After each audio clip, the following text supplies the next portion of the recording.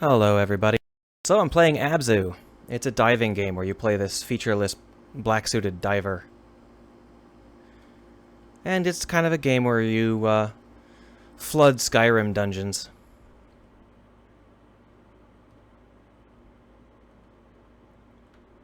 I like it. I thought I would record a little bit of it. Unfortunately, there's no way to control the sound, no volume sliders, so I can't turn off that music, and my only hope is that YouTube doesn't decide that I am therefore illegal. Hey! Jerk. I kinda needed that. That's okay, I'm sure there'll be another robot buddy.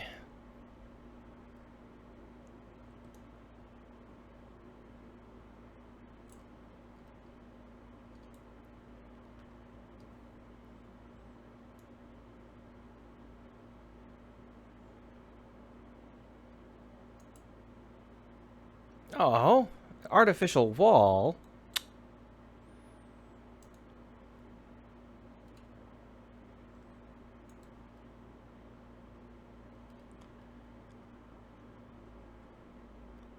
So the reason I say that it's basically about flooding Skyrim dungeons is because A, you flood things, and B, it's full of architecture like this. This particular one doesn't look very Skyrim-y, I admit.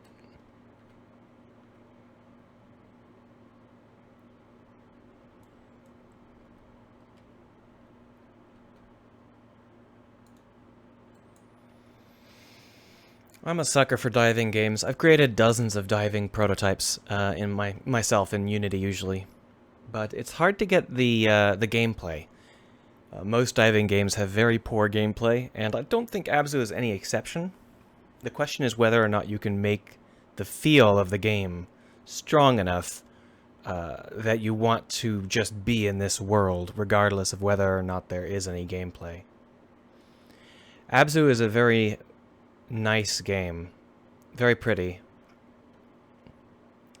Lots of feel to it. I really do feel like hanging out here as the fish whisperer. But things like invisible walls really irk me.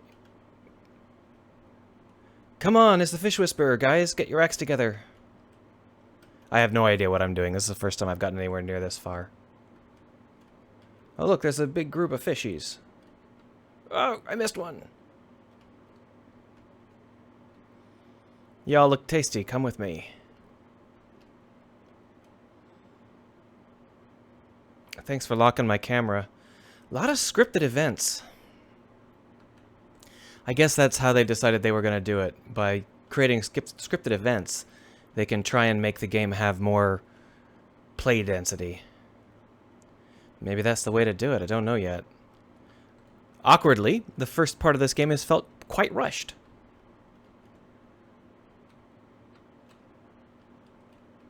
Which is definitely a new experience for me. A diving game that feels rushed. I don't mean that the design feels rushed or that it feels sketchy or anything. I just mean that my character's always been moving, trying to get to the next location.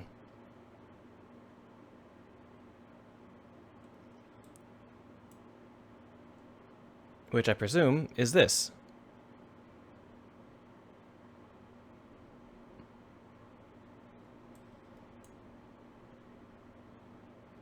Oh no! Ah.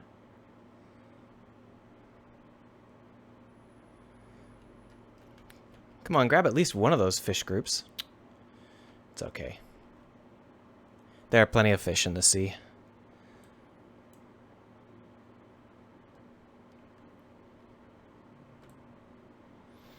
So one of the things I really like about this game is the colors that they keep using. Instead of trying to make a realistic game, with kind of dull colors that you normally find underwater, they've gone ahead and used very vivid pinks and stuff like that. I'm trying to get to that grouper over there. Come on. Don't run from me. Screwed that up. Come on, grouper. Come on. I got you, man. Yeah, there we are. Oh, it's a wrasse. My bad. He does not appear to like anyone hanging on to him. You telling me to go this way? I think I came out of that. Here's where I need to go. This is a door. But unfortunately, you need a robot to get through these. See? Robot. And that shark ate mine.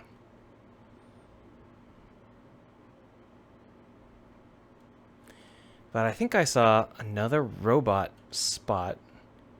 I can go scout. Let's go scout a little bit. See if I can spot the robot. Come, shark statue. Let's scout.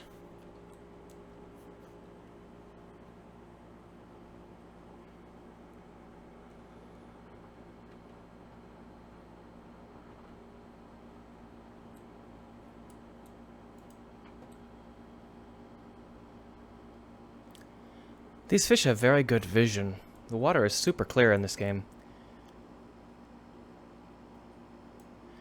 To me, it feels like the team that made this game decided they were going to take all of the specific things they liked about diving and punch them up to, 150, and leave everything else muted.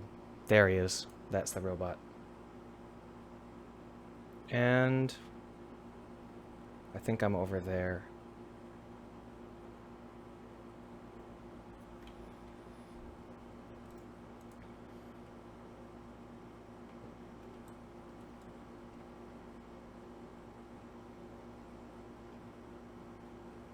Yeah, there it is.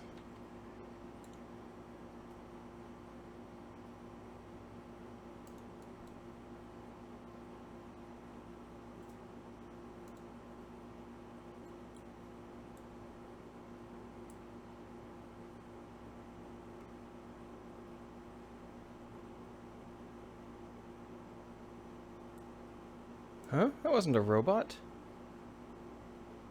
What was it? I didn't see anything come out of it. Was I not looking carefully enough?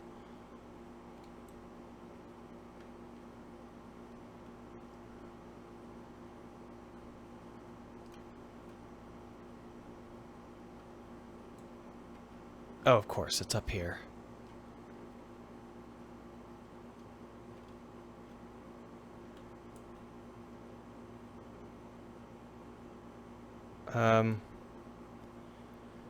Okay. Well, I saw that there were 2 of these subterranean exits. Maybe I'll just go out the other exit. It's actually 3, but I think that these 2 lead to the same place.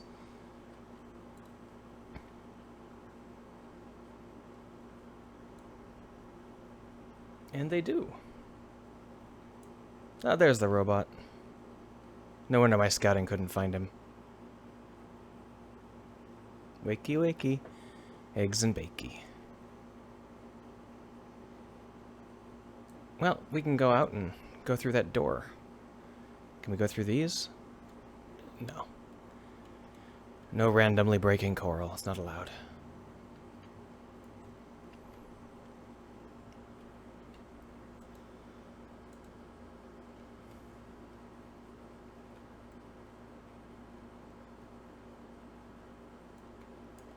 Get in there.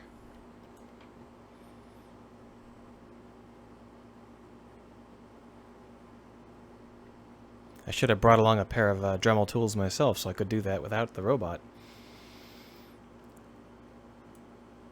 Another one of these Sonic-like action scenes.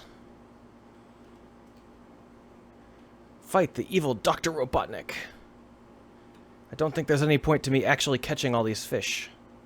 But I am the fish whisperer. It's what I do.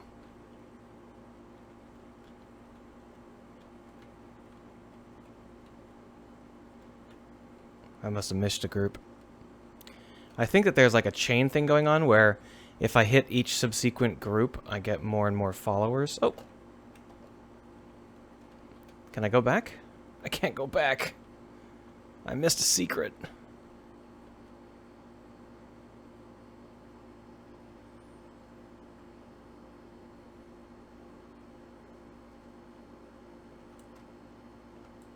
Grab him! Grab!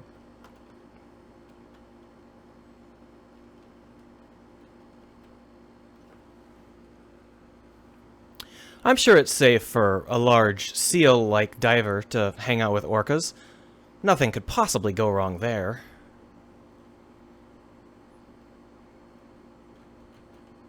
Oh, I missed him. Damn it.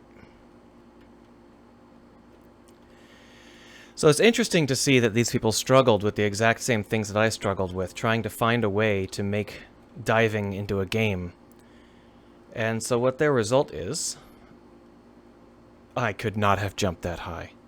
So what their result is a combination of pseudo-racing events and basic puzzle solving. Now, basic puzzle solving is nothing new for underwater games. Even Sonic the Hedgehog has underwater puzzle sections. The question is whether or not those can be fun and interesting. And what they actually are is mostly an excuse to push you to explore the space you're in. But I find that it's sort of counterintuitive, or sort of counterproductive, because when I'm exploring a space looking for specific clues, I'm not really enjoying myself in the space. I'm just looking for triggers and not caring about anything else.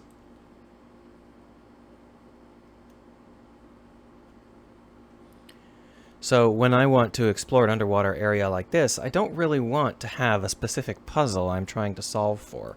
Some games use resource collection, so I could be hanging out here and I'm not really looking for something specific, but I might be like, oh, these look like good resources, I'll just clip a couple of them or whatever. But that also felt really forced to me, so I'm not sure if there is a good way to get the play that I want out of this kind of game. Because I kind of want to just drift through the depths. I've thought of a couple of different kinds of techniques. For example, you can simply do stuff like how deep you hang out at gives you certain kinds of experience points. So you need to train up your diver by hanging out at depth. And so it doesn't matter what you do while you're down there, but you have to run through your tank and then come back up. And that gives you experience points.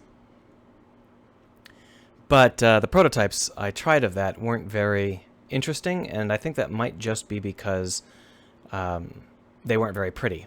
Prototypes don't have this kind of glitz and glamour. But I'd be interested to know if there are any other techniques that you guys have found that seem like they might be fun for an underwater game. Of course, the racing sections. I'm not a fan of racing sections in this kind of meditative game.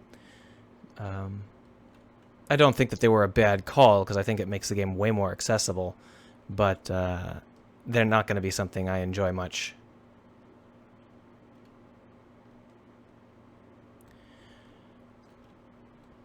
Still, I don't want to sound like I am, saying the game is bad. For a diving game, it is top-notch. It feels good, and kind of feels both realistic and fantastical at the same time. It's a good combination. That little robot has a very annoying whining sound, but other than that, I like the little robot too.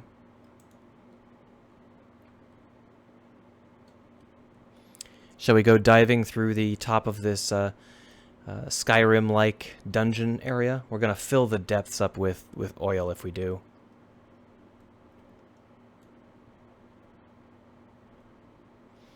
Also, the stamina meter, very dumb. You do not need a stamina meter in games like these. If I want to swim fast, let me swim fast. If I want to swim slow, let me swim slow. There's obviously a stamina meter you could use instead, because you could just have air. Or temperature, heat. There are lots of kinds of stamina meters that would go well in this kind of game. And this kind, the swim stamina meter, not one of them.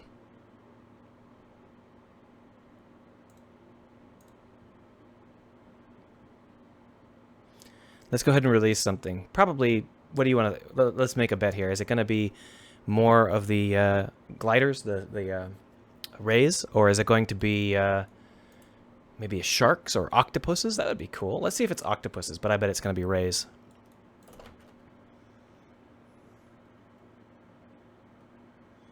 Octopuses are much, much harder to animate.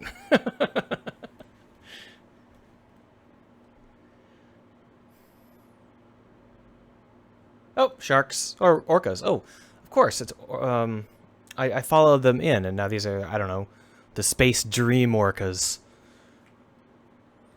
And here comes the oil. Blip, blip, blip, blip.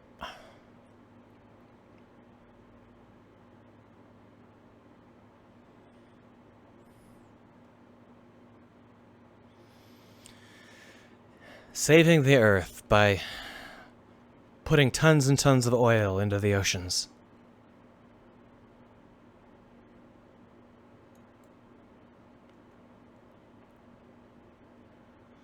Let's go look at the oil. Hey everybody, let's go kill ourselves.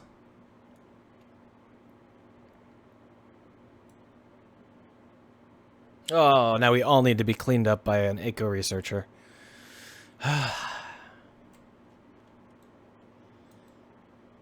By the way, I don't know anything about this game, or, you know, whether that stuff's actually oil or anything like that. But oil is heavier than water, and so it makes sense that it might be oil. More viscous. Now we're entering into the second part of the Skyrim dungeon, where normally there would be skeletons. But this time they're just murals of sharks.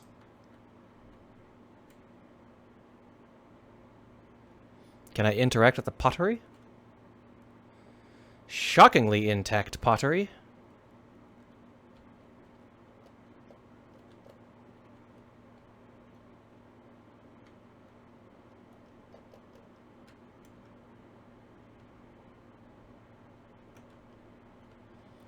Tiled like a bathroom.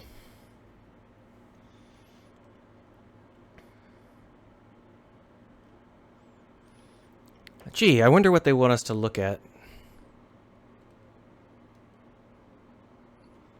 Do you think is this fish bolus directly above a meditation statue?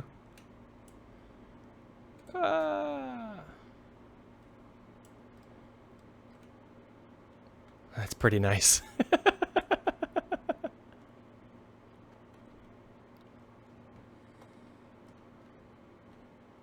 I think I can... Yeah, there we are. Woo.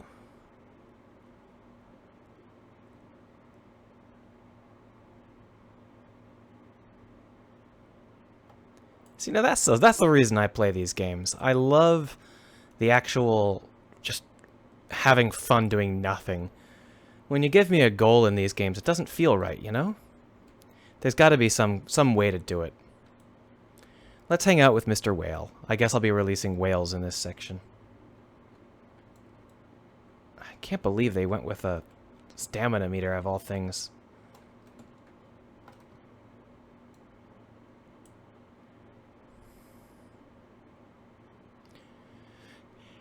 Come on, I gotta go meet Spock.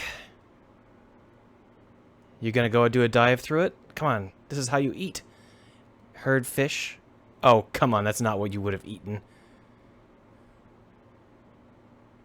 Wait, are humpback whales krill eaters or fish eaters? I think they're krill eaters, aren't they? I think so. I don't remember anymore. Well, there's the next racing section right over there. Shall we go through one more racing section and then call it a video?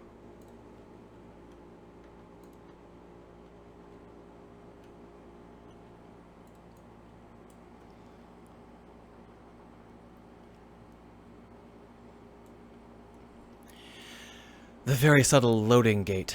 Here we go. Maybe it's not a racing section, though. Maybe it's just a loading gate into another area.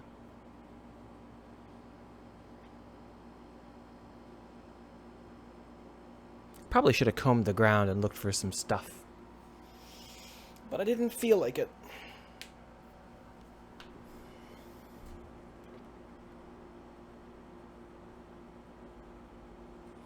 I don't know why I look so much like a cat. I am the underwater cat. Dive cat. With little cat ears on my helmet. See? Whoa. Did something break out of the chain, or is it anchored to the ground over here, and then there's something on the other side of the chain? Are we gonna meet an octopus? I would wager that there are no octopuses in this game. They're very hard to animate, and this game hasn't so far shown any sort of a tentacular animation. You could catch a ride on one of these ugly bastards. I've forgotten the name. Tell me the name. Sunfish. Oh, yeah, that's right. It's just a sunfish.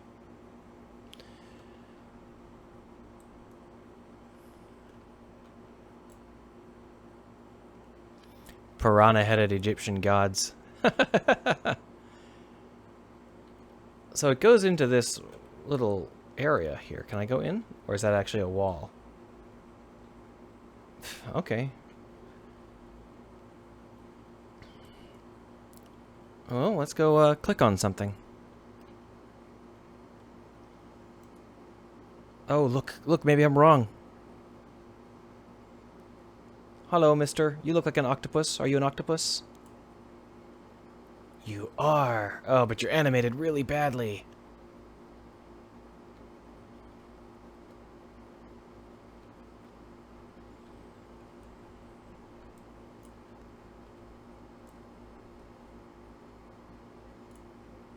There's a lobster, also animated pretty badly. That's okay. You can't have everything. It looks like the robots don't actually follow me from location to location. That means I'm gonna be reusing the find the robot technique in every single area. I can see how that would give them reliable gameplay, at least. Shall we go free some fishes? Ah, rays.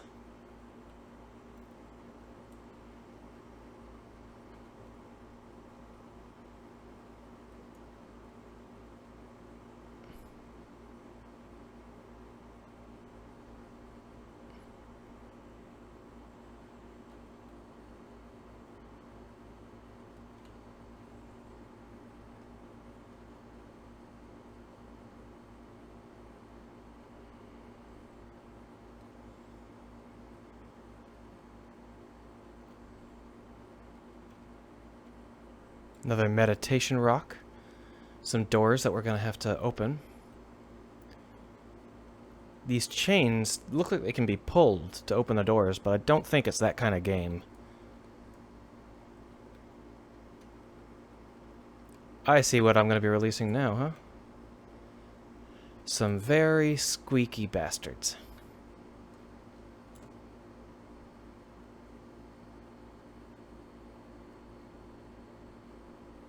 So here is the quick check. Look at the manatee. No scarring? So this is a fiction where there are no motorboats. Yeah, interesting. You got Egyptian piranha, underwater Egyptian gods, but no motorboats.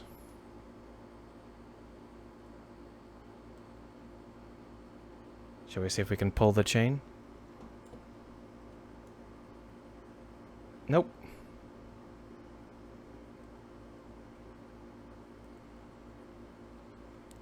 I don't see any way to do it. I guess I'll just collect some stuff.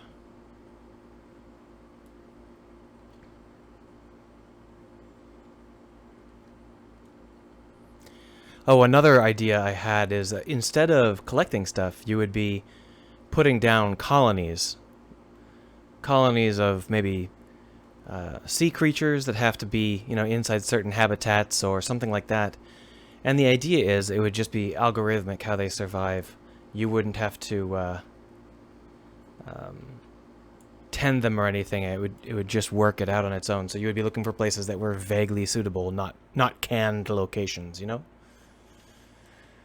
could also be done for human habitations, but they're two robots. Yeah, I'm aware. If I have two robots, will they mate and have robot children? Repopulate the ocean?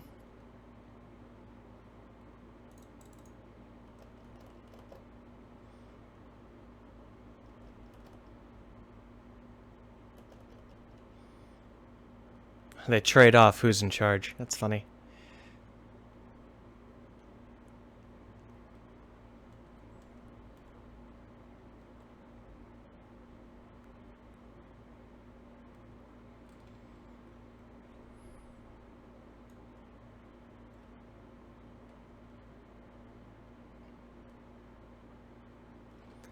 Well, I think that's probably enough Abzu in my videos. By now you know whether you'd like it or not. Oh, who are you? Very stately.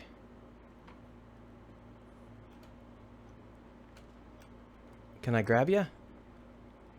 No grabbing? You're too small? Okay. Oh, look, I can pull them.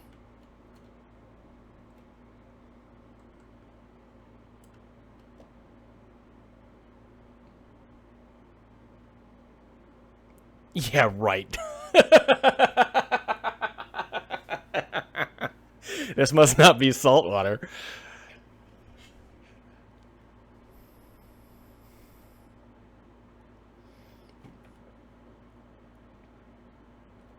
Okay, okay, let's go ahead and see what's beyond the door. I'll give you a hint, though. It involves oil.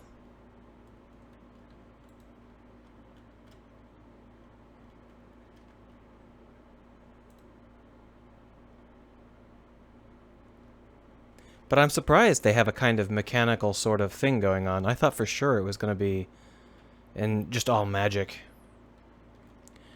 So this cord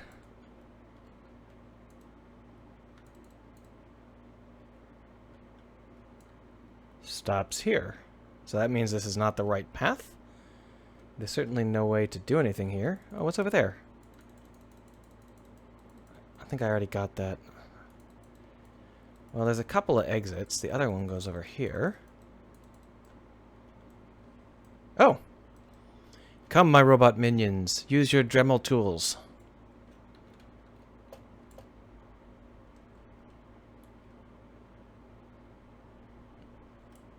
Yeah, screw the coral. Pfft.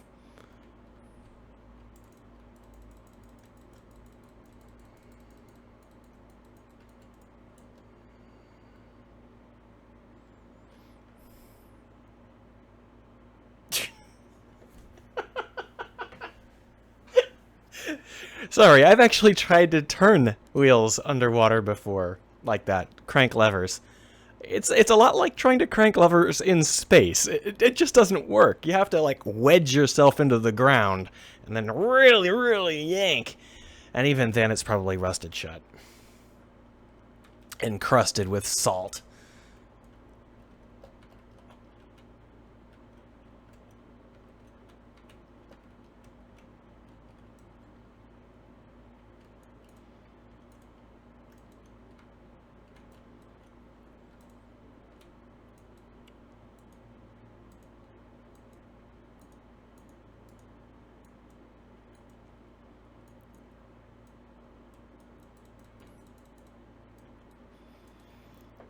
Let me guess. Racing section? We're overdue for one if that's going to be one of their modes.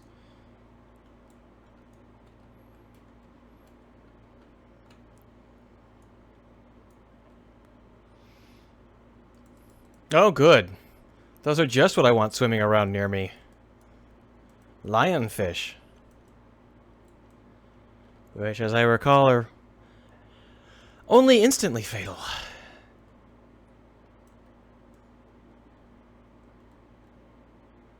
Oh. Is that supposed to be sunlight? I guess it is. Very pretty.